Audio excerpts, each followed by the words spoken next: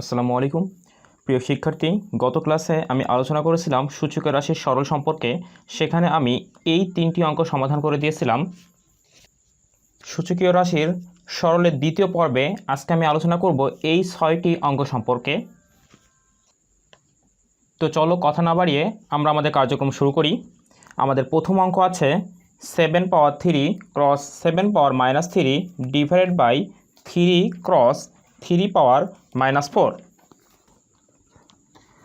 তো এখন দেখো, আমরা কিন্তু একটা সূত্র জানি যে a power m cross a power n সমান a power m plus n। অর্থাৎ যখন এখানে দুইটা বেজ একই রকম থাকে তখন একটি বেজ নিতে হয়, আর উপরের সংখ্যাগুলো অর্থাৎ যেগুলো পাওয়ার হিসেবে থাকে সেগুলো যোগ অবস্থায় বসে যায়। তাহলে এখানে দেখো তো 7 পাওয়ার 3 7 পাওয়ার -3 দুইটা বেজ তো একই 7, তাহলে আমরা একটা নেব। আমরা এই যেই পাওয়ারগুলো আছে 3 আর -3 এটা যোগ অবস্থায় বসে যাবে। ওকে, আমরা এই ভাগ চিহ্ন দিব, নিচে দুইটা বেস 3 আছে, আমরা একটা 3 নেব। এখন এর উপরে কিছু নাই মানে তো 1 আছে, তাহলে এই 1 প্লাস এখানকার বেস কত, উপরে কত, এই বেসের পাওয়ার আছে -4, তাহলে এখানকার পাওয়ার -4 আমরা যোগ অবস্থায় বসিয়ে দিলাম এই সূত্রের মাধ্যমে। ওকে, আচ্ছা, তো এখন আমরা সমাধান করব। এখানে হবে 7 বেস আর এই যে 3 আর প্লাসে মাইনাসে মাইনাস এখানকার এই পাওয়ার 3 ডিভাইডেড বাই এখানকার এই 3 এখানকার এই 1 আর প্লাসে মাইনাসে মাইনাস এখানকার এই 4। আমরা চাইলে এই দ্বিতীয় লাইনটা না করে একবারে তৃতীয় লাইনটা করতে পারি, বাট আমি তোমাদের সব থেকে যাতে সহজে বুঝতে পারো সেজন্য একটু ভেঙে ভেঙে দেখাচ্ছি।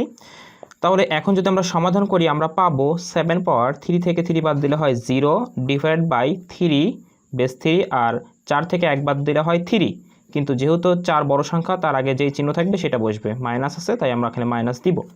এখন আমরা কিন্তু জানি, আমরা এই সূত্রটি পড়েছিলাম a পাওয়ার 0 সমান 1, যেখানে a নট ইকুয়াল 0, অর্থাৎ কোনো সংখ্যার মাথার উপর শূন্য থাকলে সে তার মান হয়ে যাবে 1, কিন্তু সেই সংখ্যাটি 0 হতে পারবে না, অর্থাৎ 0 পাওয়ার 0 কখনো 1 হবে না। তাহলে এখন এখানে তো এটা 0 না, 7 পাওয়ার 0, তাহলে তার মান কত হবে, এই 1 ডিভাইডেড বাই এখানে 3 পাওয়ার -3। তো এটা আমি তোমাদের বোঝার সুবিধার জন্য একটু লিখে রাখছি। এখন দেখো তো তোমরা এই সূত্রের সাথে পরিচিত ছিলে কিনা, a পাওয়ার -n সমান 1 বাই a পাওয়ার n। তাহলে আমি কি বলতে পারি 1 বাই a পাওয়ার n সমান a পাওয়ার -n? তাহলে এখন এইটা দেখো তো 1 বাই a পাওয়ার n সমান আমি কি a পাওয়ার -n লিখতে পারবো? হ্যাঁ, অবশ্যই পারবো। তাহলে আমি এখন লিখব a পাওয়ার এখানকার এই n, আমি আবারও বলছি 1 divided by a power n সমান a পাওয়ার -n। তাহলে দেখো তো 1 divide by a power n, এখানে n বলতে কত, এই অঙ্ক অনুযায়ী -3 কিনা। তাহলে আমি যদি সূত্রে লিখি a পাওয়ার -n, তাহলে এই a আর এই সূত্রের মাইনাস বসে যাবে আর n এর মানটা বসে যাবে -3, তাই তো? তাহলে আমি সেটাই করেছি। এখন এটাকে আমাদের সলভ করতে হবে। এখন এখানে a বলতে কত ছিল, 3, তাহলে আমাদের এখানে এই এর পরিবর্তে কত লিখতে হবে, 3। তাহলে আমাদের হবে 3 পাওয়ার এই মাইনাসে মাইনাসে প্লাস, তো প্লাস এখানে লেখার কোনো দরকার নাই কারণ সামনে প্লাস না দিলেও হয়, আর এই 3 বসে যাবে। তাহলে আনসার কত হবে, 3 কিউ। এখন 3 কিউ করলে আমরা সকলে জানি এর মান হবে 27, বাট আমি যারা তোমরা বোঝো না বা একটু কিভাবে হয় বুঝতে পারছো না, আমি তাদের জন্য ক্যালকুলেটরে দেখিয়ে দিচ্ছি। তোমরা প্রথমে এই 3 বাটন প্রেস করবে, এবার পাওয়ার বাটন প্রেস করবে, পাওয়ার বাটন বলতে এই যে এটা, এবার পাওয়ার কত হবে এই 3, এবার ইকুয়াল বাটন প্রেস করো, দেখো আনসার আসবে 27। ওকে, তাহলে আমরা বুঝতে পারলাম এই অঙ্কের আনসার হবে 27। প্রিয় শিক্ষার্থী, আমাদের 2 নম্বর অঙ্ক হচ্ছে cube root over of 7 square into cube root over of 7 divided by root over 7। তো এখন দেখো, আমরা কিন্তু জানি যে যদি শুধুমাত্র রুট থাকে তার মান হবে 1/2, কিন্তু যদি কিউব রুট ওভার থাকে তার মান হবে 1/3। এই দুইটা সূত্র কিন্তু আমরা শিখেছিলাম, তাই তো? তাহলে আমরা সেই সূত্রগুলো এখানে অ্যাপ্লাই করব। দেখো এখানে আছে কিউব রুট ওভার 7 স্কোয়ার, তাহলে এই 7 স্কোয়ার বসে যাবে, আর এই যে কিউব রুট ওভার, তা কিউব রুট ওভারের মান কত, 1/3, সেই 1/3 এখানে বসে যাবে। এবার এই ইন্টু এখানে 7 আছে, 7 বসে যাবে, আবার কত আছে দেখো, আবার আছে কিউব রুট ওভার, তাহলে কিউব রুট ওভারের মান কত, 1/3, সেটা বসে গেল। এখানকার এই ভাগ চিহ্ন দিয়ে দিলাম, √7, তাহলে 7 বসে যাবে আর রুটের মান কত? রুটের মান হচ্ছে হাফ। আমরা এখানে হাফটা বসিয়ে দেব। এবার দেখো আমরা কিন্তু একটা সূত্র পড়েছিলাম a পাওয়ার m তার পাওয়ার n, অর্থাৎ পাওয়ারের উপরে পাওয়ার থাকলে সেই বেসটা বসে যাবে, এই বেস a বসে গেল আর এই পাওয়ার দুইটা পাশাপাশি গুণ অবস্থায় বসে যাবে। তাহলে এই যে বেস তার উপরে এই পাওয়ার দুইটা পাশাপাশি বসে গেল। তাহলে এখন দেখো তো এখানে কি আছে, এই 7 এই বেস, এটা তো বেস হিসেবে আছে, তাহলে তার পাওয়ার কত? 2 না?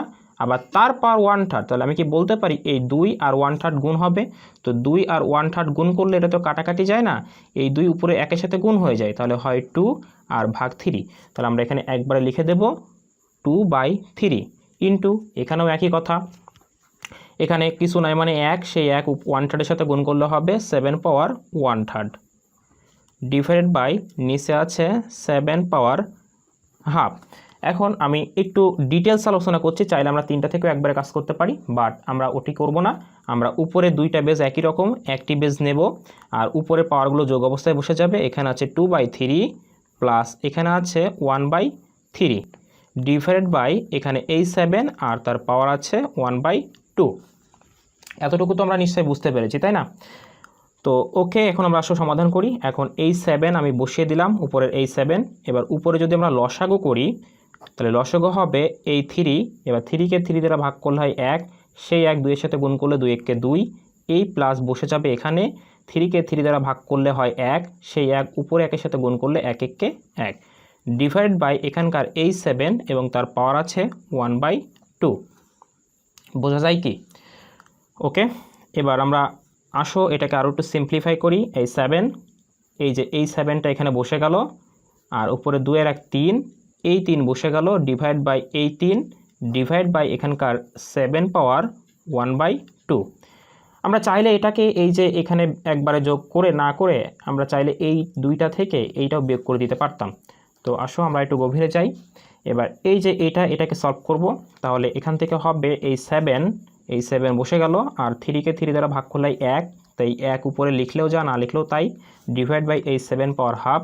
তাহলে এখানে হবে এই 7 আর তার পাওয়ার হিসেবে থাকবে 1/2। এবার এই 2টা 7 থেকে আমাদের একটা 7 নিতে হবে এবং উপরের পাওয়ার যেহেতু বড়, তাহলে উপরের পাওয়ার থেকে নিচের পাওয়ার আমরা বাদ দেব।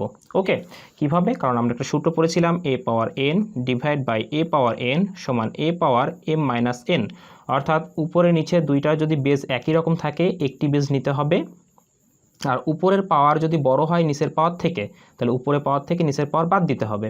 তাহলে দেখো তো এখানে 2টা বেস 7 একই রকম, উপরে 1 আর নিচে হাফ, তা হাফের থেকে 1 তো বড়, তাহলে এই 1 থেকে আমরা এই হাফটা বাদ দেব। তো আসো আমরা সমাধান করি। এই বেস 7 বসে গেল আর 1 থেকে হাফ বাদ দিলে আমাদের কত হয়? হাফ হয়। তারপরে যদি না বোঝো আমি একটু বুঝে দিচ্ছি, এখানে লসাগু করতে হবে 2, এবার এই 2 এখানে কিছু নাই মানে সরাসরি গুণ হয়ে যাবে, 2 1 2, এই মাইনাস 2কে 2 দ্বারা ভাগ করলে 1, সেই 1 এখানে গুণ করলে হবে 1 1 1।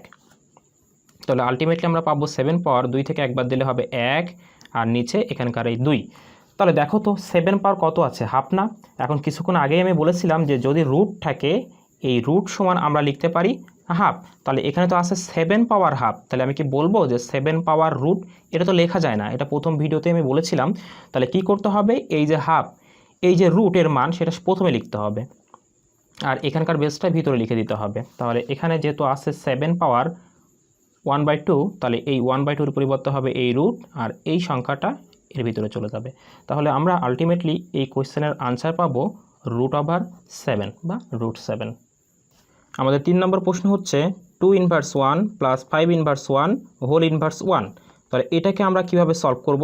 দেখো আমি তোমাদের একটি সূত্র পড়িয়েছিলাম a পাওয়ার -n সমান 1 divide by a power n, এবং আমি এই সূত্রেরই একটি শর্ট সূত্র বলেছিলাম, সেটা হচ্ছে a ইনভার্স 1 সমান 1/a, অর্থাৎ যে কোনো ইনভার্সকে ভাঙার নিয়ম। এখন ইনভার্স কি?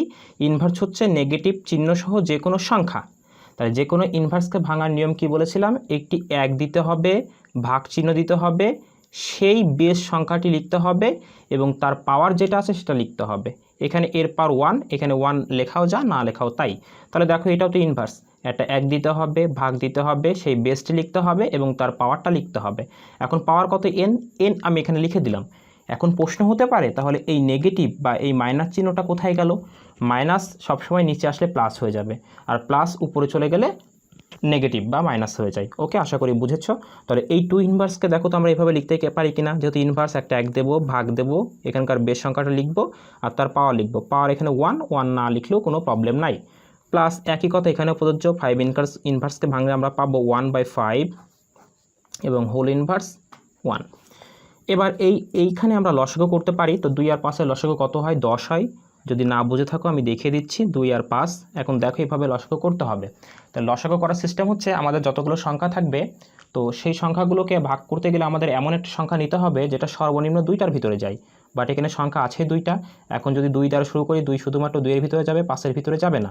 আবার 5 দ্বারা শুরু করলে 5 শুধুমাত্র 5-এর ভিতরে যাবে, 2 এর ভিতরে যাবে না।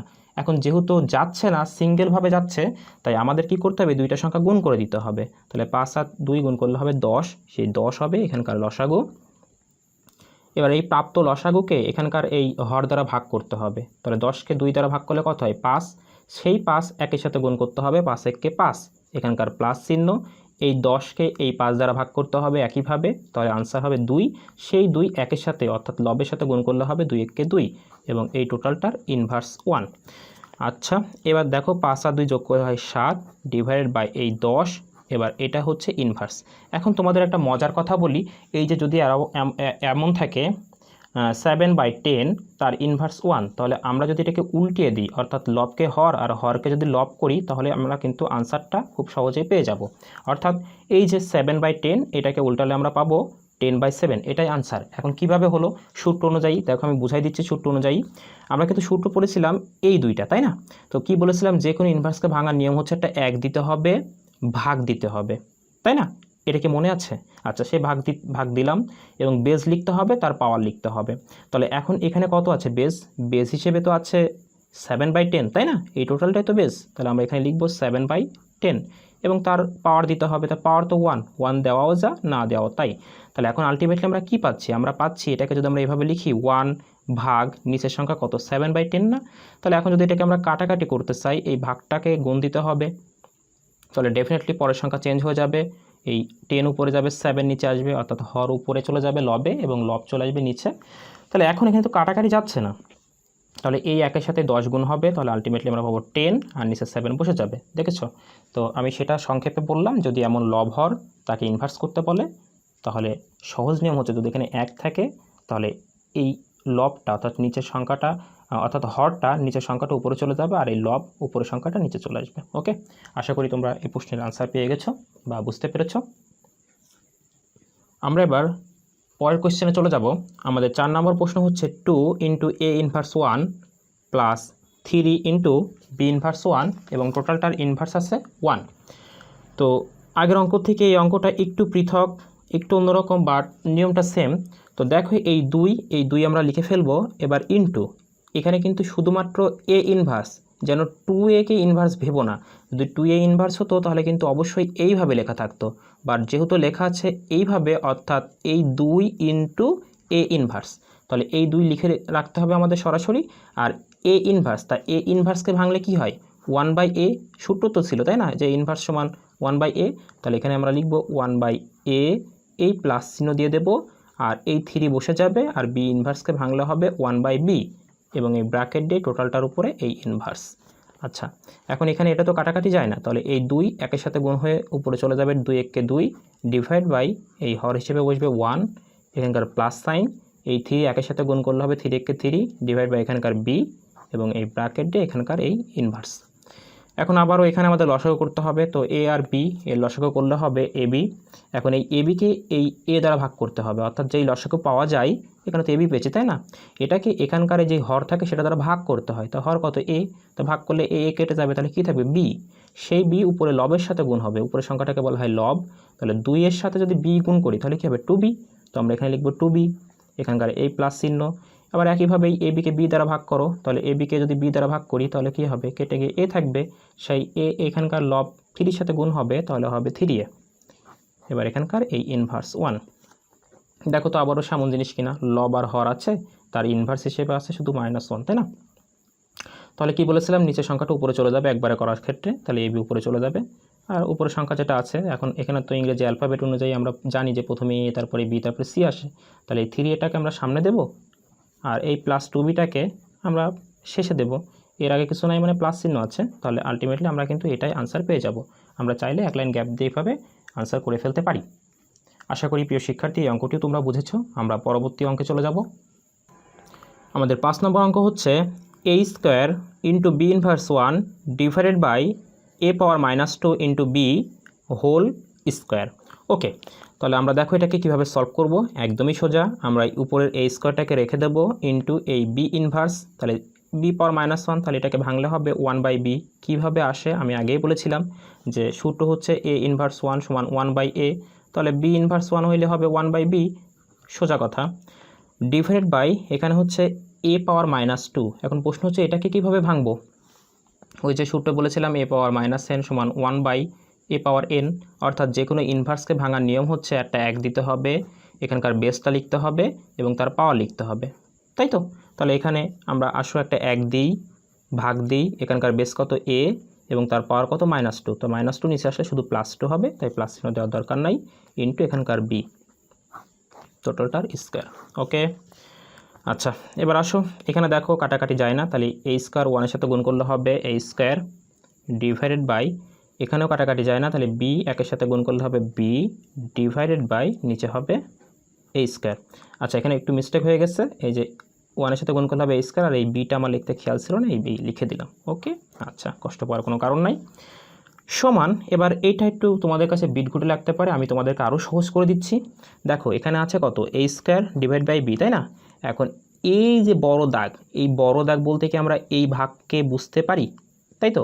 এবার এখানে কত আছে b/a স্কোয়ার, আমি তোমাদের বোঝানোর জন্য এই লাইনটা করছি, অন্যথায় লিখতাম না। এবার এই হোল স্কোয়ার, তাহলে দেখো a square by b, a square by b, এই ভাগ চিহ্ন b/a স্কোয়ার, b/a স্কোয়ার তার হোল স্কোয়ার। এবার দেখো তো এখানে কি হয়, যদি আমরা এভাবে লিখি a স্কোয়ার বাই b, এবার এটাকে কাটাকাটির জন্য যদি গুণ দিয়ে দিই এই ভাগ চিহ্নটাকে, তাহলে ভাগকে যদি গুণ করে দিই, ভালো করে বোঝো, এই ভাগটাকে যদি গুণ হিসেবে লিখি তাহলে পরবর্তী যে সংখ্যাটা থাকে সেটা উল্টিয়ে যায়, তাহলে নিচের এই হর উপরে গিয়ে লবে জায়গা দখল করবে, আর উপরের যে লব সেটা নিচে এসে জায়গা দখল করবে। এবার এখান থেকে এই হোল স্কোয়ার করে দাও, এবার দেখো কোনো কাটাকাটি যায় কিনা।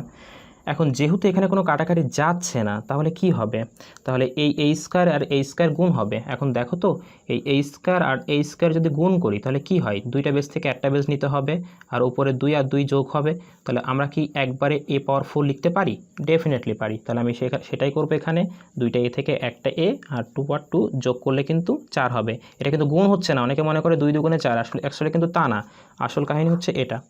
ডিভাইড বাই, এখানে দেখো কি হয়, এখানে বি, এখন এই বি আর বি যদি গুণ হয় তাহলে কত হয়, বি স্কোয়ার হয়, কিন্তু অ্যাকচুয়াল কীভাবে হচ্ছে, এখানে কিছু নেই মানে 1 আছে, এখানে কিছু নেই মানে 1 আছে পাওয়ার, তাহলে দুইটা বি থেকে একটা বি আর এই এক আর এই 1 যোগ করলে কত হবে 2।